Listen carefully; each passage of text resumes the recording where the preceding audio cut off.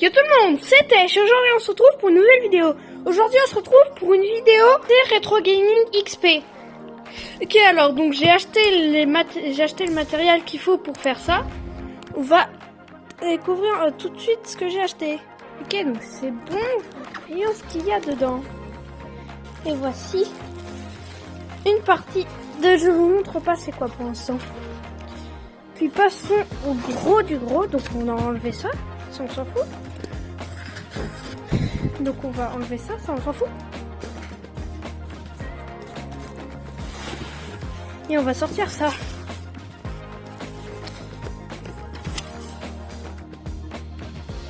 Ça on s'en fout. Ça c'est pour emballer. Ouais, on s'en fout. On s'en fout. Et ça, y a plus rien dedans. On s'en fout. Alors, donc on peut poser là. Et qui est alors déballons ça. Non, pas déballer ça tout de suite. On va d'abord déballer ça. Alors, donc comment est-ce que c'est emballé? C'est emballé comme ça. Là, il y a un morceau à couper. Imagine, ouais. C'est bien ça, mais ça l'a pas bien coupé entièrement.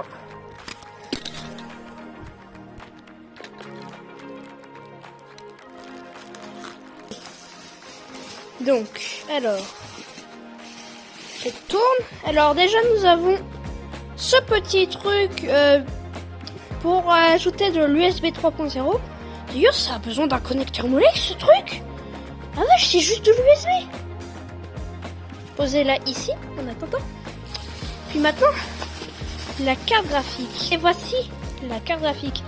Et je crois que sur ce modèle, si je me souviens bien, si je dis pas de bêtises. Voilà, c'est bien ce que je me disais, on peut mettre ça comme ça. Mais il manque juste le ventilo ici, je pense que... Pour l'instant, je vais pas l'acheter tout de suite, mais je verrai pour acheter le ventilo qui va ici. Pour l'instant, je vais replacer la carte graphique comme elle était. Ok, donc voici la belle carte. Elle est sale, dirons-nous. Donc il y a un port HDMI, un port DisplayPort et ça, un port DVI. J'espère qu'elle va pas faire comme AMD Radeon R9, vu que ma AMD Radeon R9, elle fait un boucan. Je vais retourner ça. Et donc c'est une R7770 Power Edition. Oh, c'est une OC en plus, ça c'est bien. Le petit connecteur Crossfire, si je me souviens bien, c'est ça. Ok, maintenant passons au gros du colis.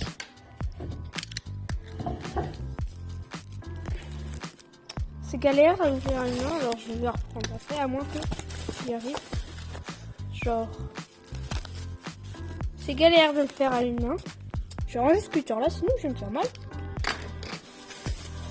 Alors, donc, retournons la carte mère. En tout cas, c'est bien, elle a bien été emballée. Alors, je voudrais juste regarder avant de tester, vous faire une review et tout. On va juste regarder,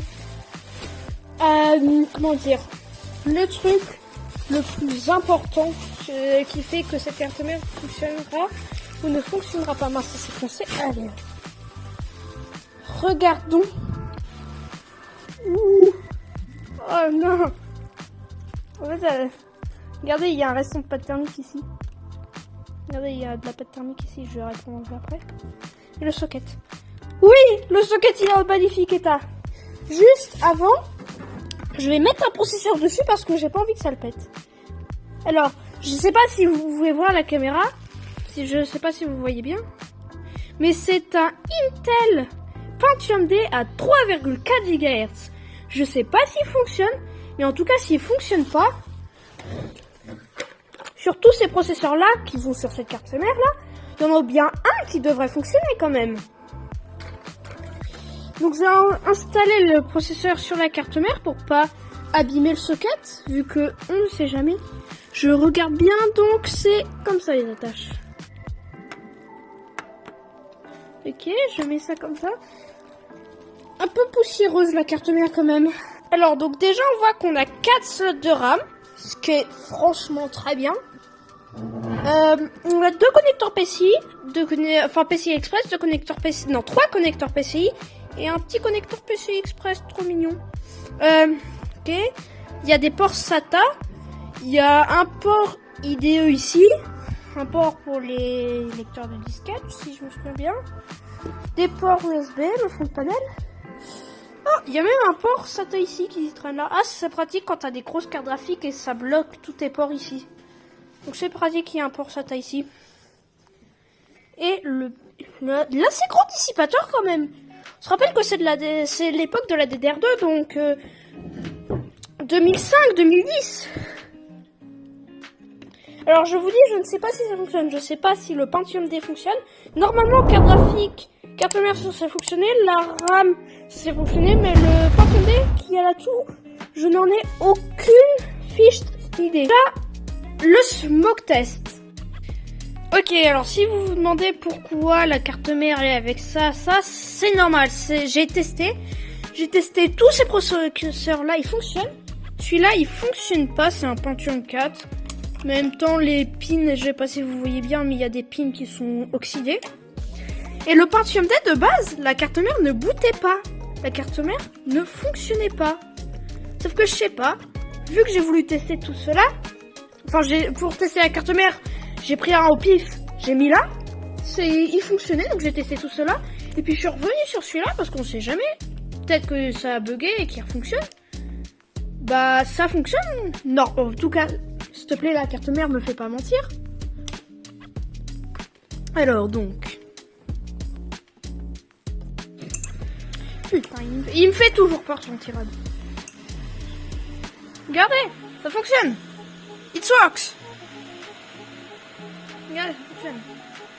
Bon, je vais éteindre par contre. En tout cas, c'est bien, ça fonctionne. Ça c'est bien.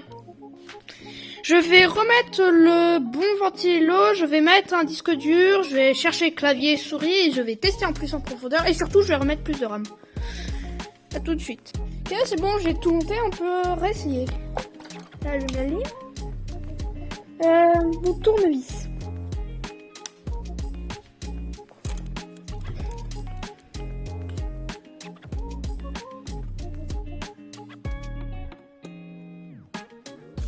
Ok, réessaye. Et ça fonctionne. J'ai testé de mettre cette carte USB là dans ce PC là, vu que dans ce PC là, ça fonctionnait pas. Sauf que quand je l'ai mis dedans, bah le PC il fonctionnait plus, il bipait. J'ai retiré, ça bipait toujours, j'ai retiré le disque, ça bipait toujours. J'ai retiré une barrette de RAM, ça bipait plus. Alors j'ai remis la barrette de RAM, ça bipait plus. Le disque, ça bipait plus. Et le truc, ça bipait plus. C'est comme avec le Pentium D, je le mets, ça marche pas, mais je l'enlève et je le remets, et ça fonctionne. C'est quoi cette malchance? En tout cas, je ne comprends pas. En tout cas, ça fonctionne. Le truc USB, pour moi, il fonctionne. Ouais, il fonctionne, donc ça, c'est bon. Je vais pouvoir éteindre ce PC. Et alors, j'ai reçu de l'autre matériel. On va ouvrir ça ensemble.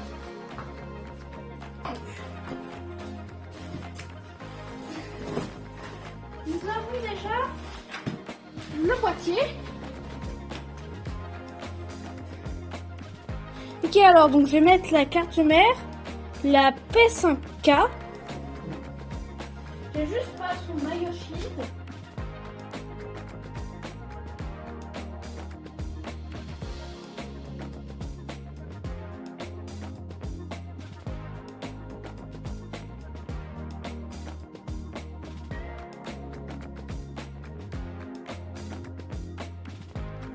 Ok, alors comme vous avez vu, j'avais plus d'espace disque. Alors donc j'ai perdu là où je montais et là où je testais le PC. Mais ce qu'il faut savoir, c'est que le PC démarre, sauf que je mets un disque là, par exemple dans ce disque-là. Dans ce disque-là, il y a Windows 10 dessus juste pour tester. Et bah, ça me met dans le boot, ça me met pour booter. Recherche de disque, no disque trouvé, alors que si je vais dans le BIOS, ça met qu'il trouve un disque. J'essaye de booter avec une install de Windows XP, J'ai bien tout fait, j'ai passé par le bon site, j'ai bien passé par refus et tout. Écran noir, le PC reste en écran noir, il veut rien faire. Alors je commence à m'inquiéter si c'est pas la carte mère qui est morte. Et en plus des fois elle me met, je sais pas pourquoi, overclocking failed. Alors j'ai pas fait d'overclocking moi. Je ne sais pas. En tout cas c'est la fin de cette partie 1. Dans la partie 2 on essayera d'installer le système d'exploitation. Ça se trouve, changer la carte mère ou un autre composant, j'essayerai de débugger. On se retrouve pour une prochaine vidéo. C'était Tesh. À plus!